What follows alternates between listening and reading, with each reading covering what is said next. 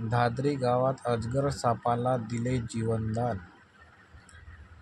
तिरोडा तालुक्यातील धाधरी गावातील शेत शिवारात ऊसबाडीमध्ये मोठ्या अजगर सापाचे दर्शन विद्यार्थ्यांना झालं.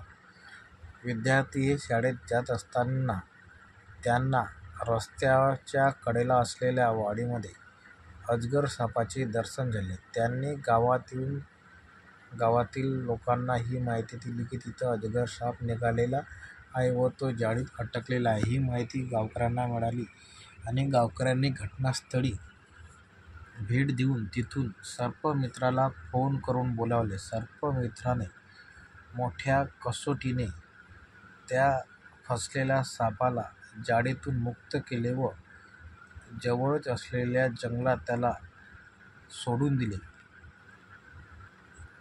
या प्रसंगी गावातील शेतकरी वर्ग तसेच विद्यार्थी वर्ग मोठ्या संख्येने उपस्थित होते.